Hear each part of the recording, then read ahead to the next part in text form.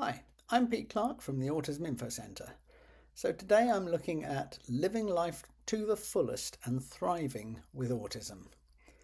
This is really important because for way too long the narrative around autism has been about limitations and challenges, which overlooks a simple truth. Being autistic is not a barrier to a rich, meaningful and successful life. Did you know that the idea that you can't live a fulfilling life because you're autistic, it's not only incorrect, it's actually really damaging. A fulfilling life isn't a one-size-fits-all concept. It's a really personal thing and it's defined by your own values and your own passions. So I'm going to explore how you can thrive by redefining what success means to you, harnessing your unique strengths and building a life that is authentically yours. We often hear about these so-called autistic superpowers, but do all autistic people have them? No, not necessarily, because autism is a spectrum where everyone is different. However, many autistic people do find that they have definite advantages in certain areas that are key to building their confidence. Many of us have an exceptional ability to focus on small details, which is a massive thing in fields like science or technology or art. Others of us have the ability to focus intensely on special interests, which allows for an incredible level of expertise. Some of us have a really strong talent for logical and analytical thinking, which helps in solving problems, analysing data, and we also tend to value honesty and directness, which builds real trust in relationships. And let's not forget the creativity that comes from looking at the world from an unconventional angle. So for many of us, those special interests are more than just hobbies. They're a really vital source of joy and comfort and purpose.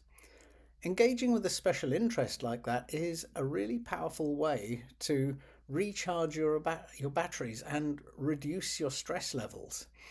Those kind of passions are also a way of learning and building connections with other people who share your interests. And they can even evolve into really fulfilling careers. It's incredibly important that you value your special interests and make time for them because they are a core part of who you are and they contribute a lot to your own well-being.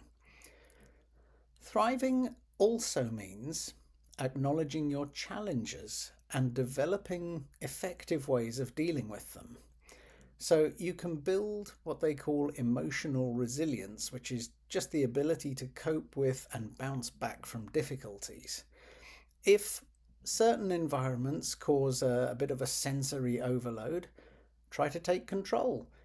Use tools like noise cancelling headphones or sunglasses, or plan your visits to public places in quieter times, or even create a sensory friendly safe space at home where you can just go to decompress and chill out a little while when you're feeling a bit stressed or a bit overwhelmed.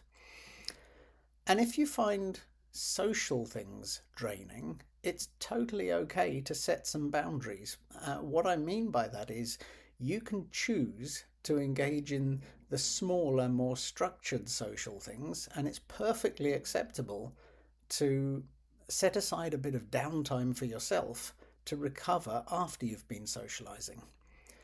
Learning healthy coping strategies like that, like deep breathing and doing a bit of physical exercise, those can also help you manage your stress and your anxiety. The first step is simply identifying what your personal triggers are so you can manage them more effectively.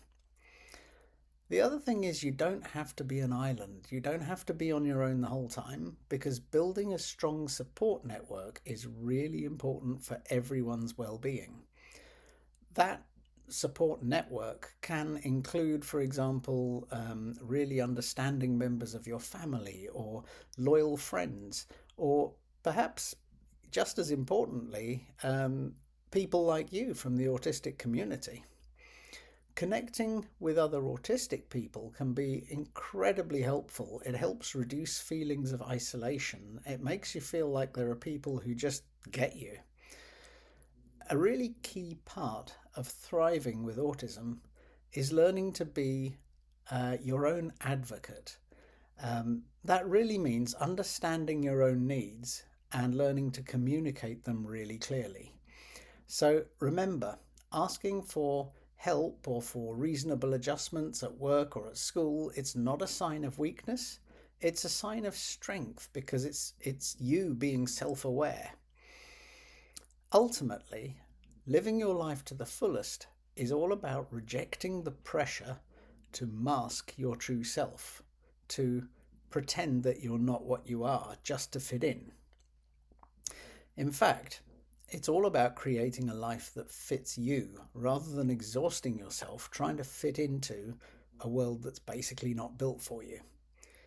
So embrace your unique way of thinking, celebrate your passions, and build a world around you that supports your well-being. By harnessing your strengths and honouring your needs, you have the potential to lead a successful, joyful and deeply meaningful life entirely on your own terms. Thanks for watching. Please subscribe now on YouTube and follow Autism Info Centre on social media, or visit autisminfocentre.org on the web for free autism news, articles, books, videos, podcasts, resources and courses. See you in the next video.